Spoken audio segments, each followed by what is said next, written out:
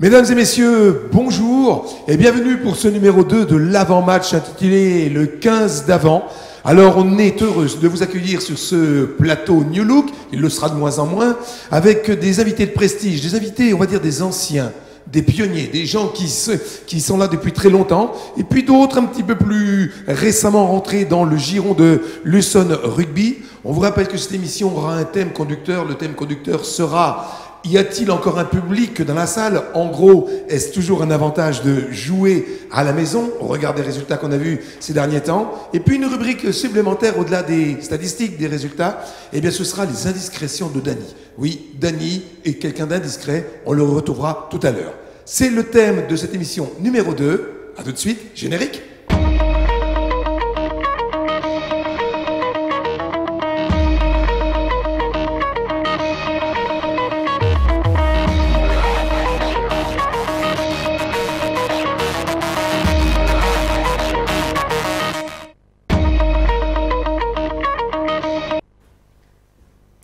Eh bien, bonjour, bienvenue à nouveau, comme on le disait, sur nos plateaux de Luçon Nevers Rugby.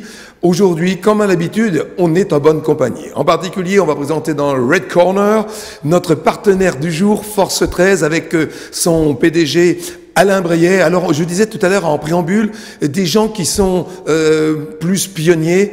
Alain, c'est le pionnier, c'est le supporter, c'est le PDG qu'on reçoit aujourd'hui? C'est les deux à la fois. Mais je pense que je suis depuis le départ, c'est-à-dire 2009, où nous étions en Fédéral 2. Et puis on se prend au jeu, donc on est à la maison, mais on est aussi à l'extérieur. Oui, il faut dire que vous êtes un des supporters qui vous déplacez le plus souvent. Systématiquement. Dès que je peux. Vendredi dernier, j'étais à Mont-de-Marsan, j'ai fait Bayonne, j'ai fait Perpignan, j'ai fait Mont-de-Marsan, oui, Mont-de-Marsan, je l'ai dit. Je crois que j'ai loupé Montauban, voilà, c'est tout. Mais dès que je peux, je suis présent, et puis je redécouvre un peu la France aussi. Hein. Puis comme c'est le Sud-Ouest et que c'est j'allais dire ma famille. La patrie originelle. Voilà, donc j'y vais avec plaisir. Voilà, c'est à la fois du plaisir, puis je retrouve mes amis que j'amène, que je fais découvrir l'équipe de Nevers, parce que, comme d'habitude, plus maintenant, mais à l'époque de la Fédérale 1, rugby à Nevers... On y reviendra, Alain, sur le fait qu'il n'est pas facile en Ovalie de créer sa place. Alors on va aller du côté droit, où on va retrouver un joueur... Alors en général, les joueurs qu'on a ici sont soit au repos forcé. C'est le cas, Max Curie. Max, alors, une omoplate qui a cédé sous la pression des mêlées? Bonsoir, et pas forcément sous la pression des mêlées, c'était sur un plaquage, mon premier plaquage du match contre Bayonne.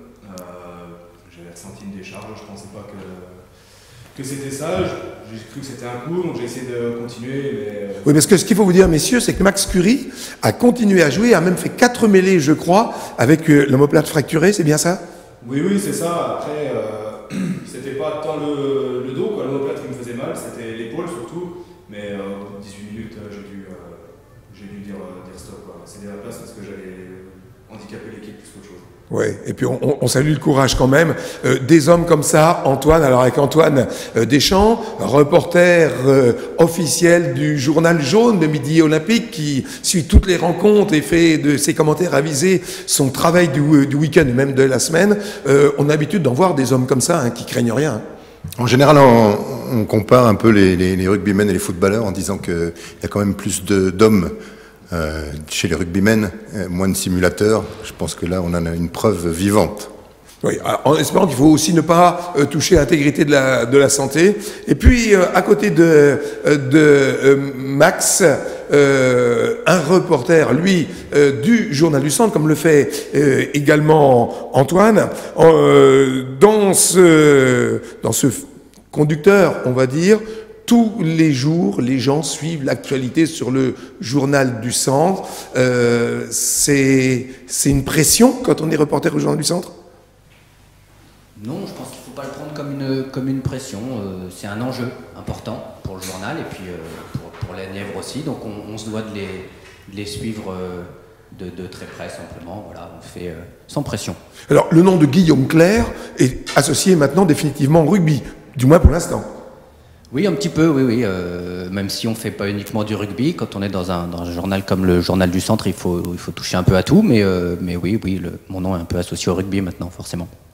Alors, j'ai pour habitude de soit commencer le précédent, la parole au partenaire du jour. On va faire d'une pierre deux coups, puisque Alain Briet, PDG de Force 13, notre partenaire du jour, vous étiez à Mont-de-Marsan, où pour la première de cette épopée en Pro D2, Nevers est revenu avec un point de bonus défensif.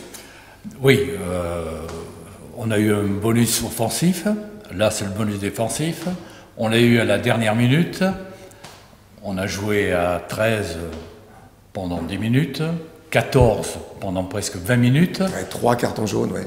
3 cartons jaunes, bon on ne va pas les discuter, effectivement, il y a eu des erreurs. Mais une a été sanctionnée quand même, la double sanction, et cette pénalité, plus un carton jaune, c'est cher payé parce que, bon, je suis peut-être pas bien placé, mais moi je vois plutôt une action dans le jeu, je ne vois pas un acte anti-jeu. Bon. L'arbitre est roi, voilà. On parle des intentions, Guillaume. Est-ce que maintenant les arbitres sont censés lire dans les pensées des joueurs? Est-ce qu'on met des bras pour plaquer ou est-ce qu'on met des bras pour faire avorter une action d'essai? C'est toujours une question d'interprétation qui rentre en jeu. C'est vrai que c'est censé être sanctionné plus lourdement si le geste est volontaire. L'en avant volontaire est sanctionné d'une pénalité, alors qu'un en avant simple, c'est une mêlée. Il faut un peu lire dans la tête des joueurs qui le savent et qui en jouent aussi. Donc ils essayent parfois de masquer un peu leur volonté. Mais vous pensez que c'est voulu? C'est loin d'être simple. C'est parfois voulu, oui. Alors, parfois, il y a des gestes voulus qui échappent à l'arbitre aussi. Ça va très vite, hein. En Pro D2, il n'y a pas de vidéo en plus pour l'arbitre, donc difficile de juger. Je reviens sur le résultat. Antoine, on disait de Nevers que c'était une équipe qui avait du mal à gérer ses fins de match. On disait que Nevers voyageait mal, au-delà du point de bonus obtenu à Colomiers, on y reviendra, parce que Colomiers, c'est nos adversaires du jour. Est-ce qu'on peut dire que ce point de bonus défensif marque un renouveau de cette équipe de Nevers? Alors, une bonne gestion de fin de match, hein, puisqu'on l'obtient sur une pénalité en fin de match. Ouais, c'est surtout ça. Je crois que il y avait un pari qui avait été fait après la défaite contre Bayonne à domicile, de récupérer tout de suite des points. Le pari était très osé, puisque à Mont-de-Marsan, mis à part Aurillac qui avait décroché le bonus défensif, toutes les équipes revenaient avec les valises pleines. Oui. Là, Nevers a réussi à décrocher ce point très important pour la suite du classement et aussi pour la confiance. Alors, je vais revenir justement sur ce fil rouge que je vous ai proposé aujourd'hui. Y a-t-il encore l'effet du public? On n'arrête pas de voir dans cette poule où on va le redire, où les équipes sont très serrées. Est-ce que aujourd'hui, on va demander ça aux joueurs, hein, qu'il le ressent lui, est-ce qu'il y a encore un véritable avantage à jouer, comme on le dit, à jouer à la maison? Max? Pour moi, je pense que oui. La plupart du temps, on va dire, c'est pas. On perd pas les matchs parce que à cause du public à la maison ou quoi que ce soit. C'est des choses qui arrivent malheureusement. Mais après, moi je pense que c'est important. Ça fait encore une différence. D'avoir un public, on le sent. Quand on est dans des actions des fois décisives, ça fait du bien d'entendre 7000 personnes qui vous relancent, qui vous aident. Voilà, nous acclamer pour justement aller marquer cet essai, quoi. Le fait, alors à quoi vous attribuez, vous qui êtes sur le terrain, Max, à quoi vous attribuez cette foultitude de matchs gagnés à l'extérieur ou perdus à la maison? Au niveau des pronostics, tous les week-ends, on a des surprises. C'est vrai que cette année, pour moi, j'ai pas non plus 10 ans de carrière en Pro D2, mais c'est vraiment, cette année, c'est vraiment bizarre, on va dire. Parce qu'on peut s'attendre à tous les résultats. Bizarre, vous avez des bizarres, mon cher Antoine, ou est-ce que c'est tout simplement que les équipes sont très serrées? Il y a beaucoup d'équipes, c'est très compact en fait, le niveau est très compact et chacun peut aller gagner à l'extérieur en dépit justement du déplacement et de l'adversité et du public. Je crois que d'ailleurs tous les entraîneurs de tous les clubs disent à leurs joueurs qu'ils sont capables d'aller gagner à l'extérieur. C'est ce que dit Xavier Pémécha, c'est ce qu'il disait, je m'en souviens quand je l'ai interviewé en début de saison, c'est ce qu'il m'a dit. Il m'a dit nous avons une équipe pour aller jouer et gagner les matchs à l'extérieur. Alors il y a peut-être un déclic, Guillaume, qu'il fallait, un déclic psychologique bien sûr, pour dire oui, on est capable, mais on va le faire. Plus qu'une équipe pour aller gagner à l'extérieur, je pense qu'il y a un groupe qui fait que les équipes sont capables, les clubs sont capables d'aligner des équipes même remaniées avec un niveau égal, que ce soit à la maison ou à l'extérieur. Ce qui était peut-être moins le cas les années précédentes, où les clubs qui faisaient tourner à l'extérieur avaient des équipes moins fortes. Aujourd'hui, le Vert, on l'a vu, ils peuvent aligner 2 équipes du même niveau qui vont jouer d'un week-end à l'autre. Et ça, je pense que ça change pas mal de choses.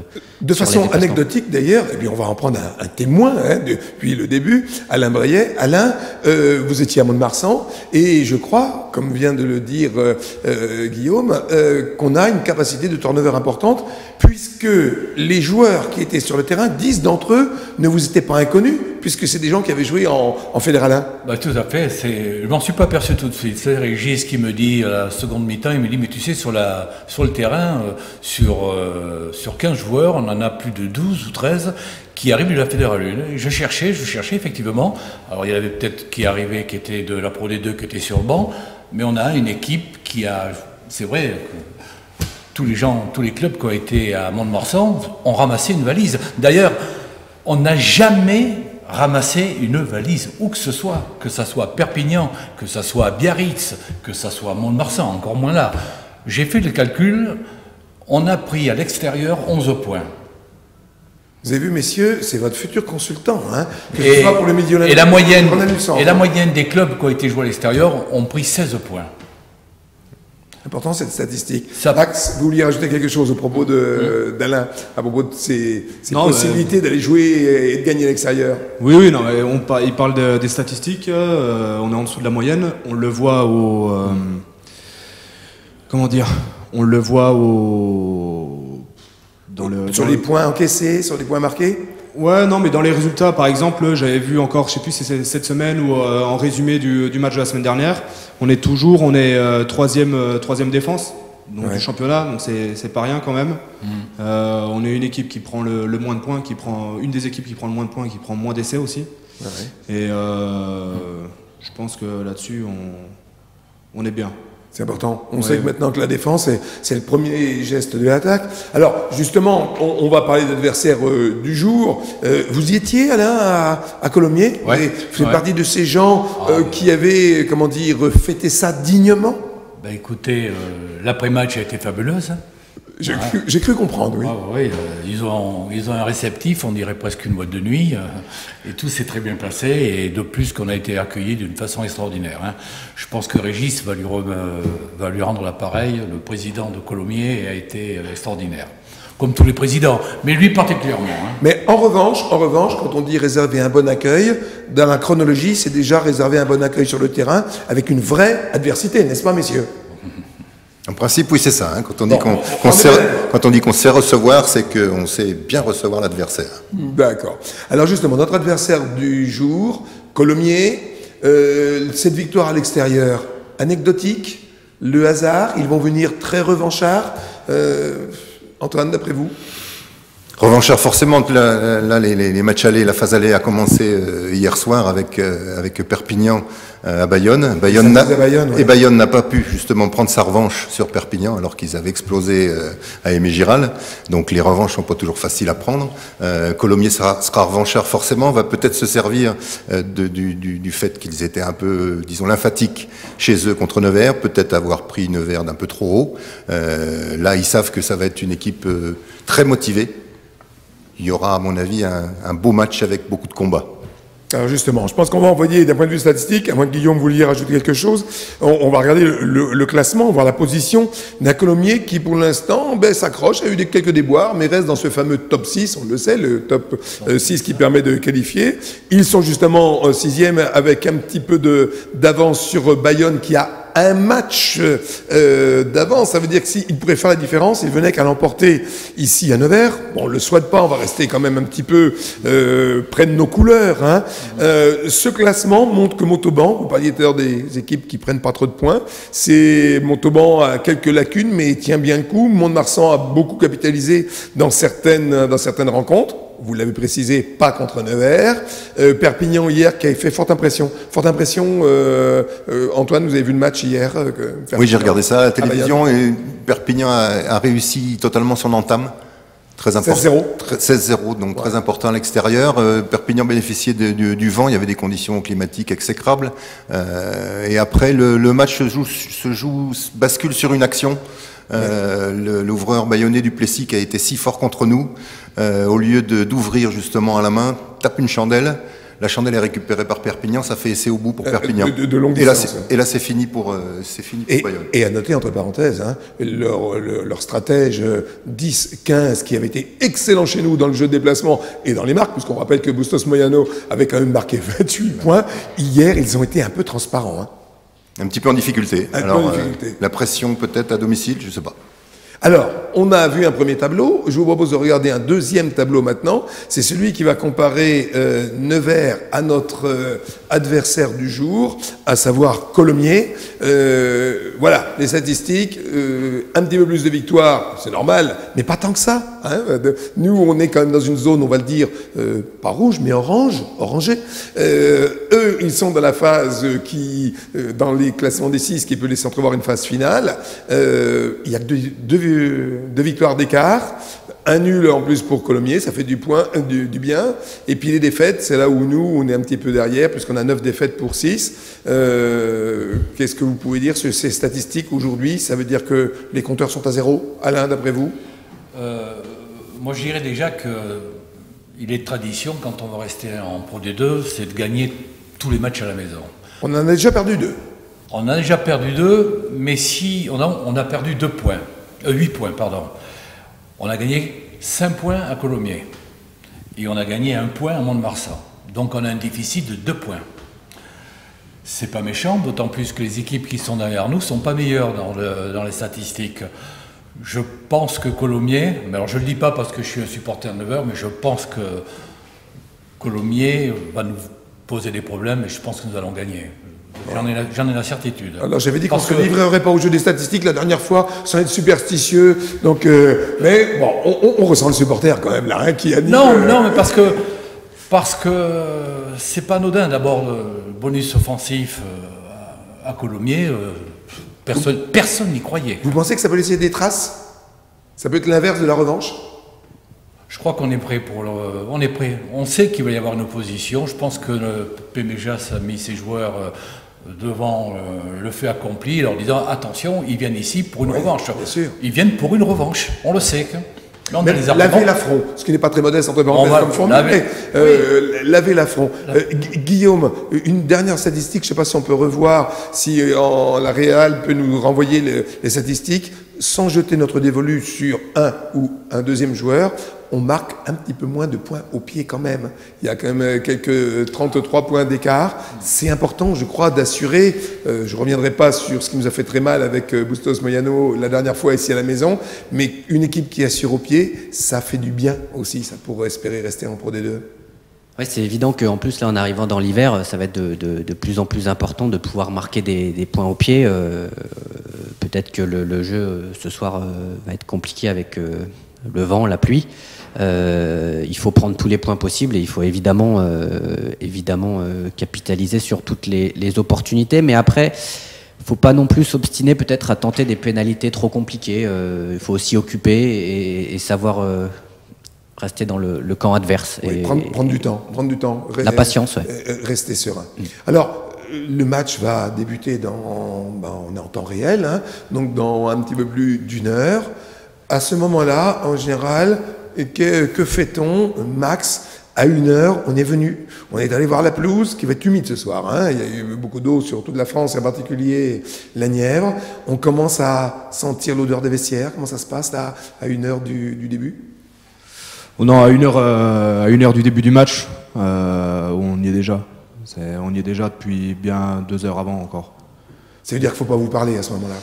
Non, faut pas trop qu'il y ait d'interférence, on va dire, dans les vestiaires ou quoi que ce soit, des gens de l'extérieur qui viennent, parce que on est dans notre préparation et ça, c'est quelque chose vraiment d'important. Alors justement, Max, je vais vous interrompre, ça tombe bien, parce qu'on me dit qu'en régie, on a notre envoyé spécial qui est justement allé et passé dans les couloirs. On va essayer de le rejoindre maintenant. Ce sont les indiscrétions de Dany. Si Dany Delmas est avec nous, je crois qu'il est justement dans cette ambiance. Il semblerait qu'il soit prêt déjà à rentrer sur le terrain. Alors, On est avec Jean-François, Dany. tu sais que tu te rappelles comment c'était. C'est là que le combat commence, avec toute l'agressivité que l'on doit avoir dans le cœur des joueurs. Et rappelle-toi, il arrive même des fois où un joueur qui sort de là rentre sur le terrain, s'il croise un parent, il ne le reconnaît même pas, tellement qu'il est conditionné par cette préparation très importante dans le début du match. Ça, c'est le rugby. C'est un sport de combat. Voilà où il va se préparer. Vous avez beaucoup de chance aujourd'hui. Et Jean-François, j'espère que tu es dans le match. Moi, j'y suis déjà. Oui, Dany. Oui, on est déjà dans le match, nous aussi, comme le disait fort à propos juste avant, celui qui connaît cette ambiance-là et qui va voir ses camarades, qui sait qu'aujourd'hui, comme il le disait, pas d'interférence, il faut être très focalisé sur son match, répéter les combinaisons, répéter le geste, penser à ses points forts, penser à ses points faibles. Dans le reportage, là, on avait presque l'odeur du camphre qui arrivait avec Dany. Cette préparation, c'est pas qu'une préparation psychologique, c'est une manière aussi, je reviens avec vous, Max, d'être prêt au combat, tout simplement. Oui, c'est sûr que à n'importe quel match, il faut se préparer au combat. Bon, des fois, il y a des dedans, quoi, on va dire. Ouais. Mais ouais, non, c'est quelque chose d'important. On visualise. Je pense que c'est pas tant de répéter des gestes physiques, on va dire, mais c'est beaucoup de visualisation. Voilà, on se répète dans sa Voilà, tête. on se répète, Voilà. et, même s'il y a l'échauffement qui vient après, on se le répète quand même avant. On se parle, on regarde le plan de jeu et tout ce qui va avec.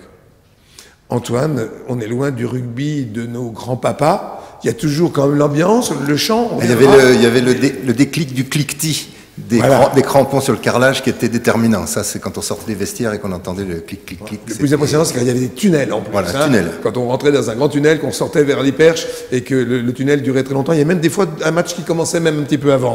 Avant le tunnel. Ou dans le tunnel. Ouais. Alors, je voulais revenir sur le fil rouge.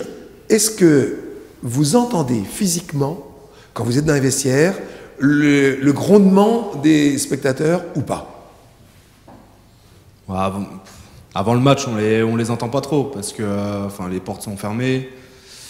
Voilà, je pense qu'on est tous dans notre bulle, mais on fait pas trop attention à ça. On fait plus attention au vestiaire qu'à l'extérieur. Et par contre, c'est après, dès qu'on sort pour aller s'échauffer, c'est là qu'on commence à se rendre compte. Mais le plus important, c'est quand on finit l'échauffement et qu'on repasse devant la tribune. Là où on sent vraiment qu'il y a quelque chose. Il y a vraiment un 16e homme? Oui, oui, oui. Alors, on aura l'occasion dans moins d'une heure maintenant de vérifier si ce 16e homme, oui, Alain. Je voudrais poser une question. Je suppose que avant de jouer une équipe, vous avez des vidéos, vous regardez leur façon de jouer, leurs points forts, leurs points faibles. Je voudrais savoir si on enregistre aussi les arbitres pour voir vers quelle faute ils vont plus siffler et vers d'autres qui vont... Ces arbitres ont une marotte. Et si on peut jouer de temps en temps en fonction de l'arbitrage, parce qu'on sait que tel arbitre, il sanctionne telle faute. C'est systématique. Est-ce que vous avez ces indications quand vous jouez?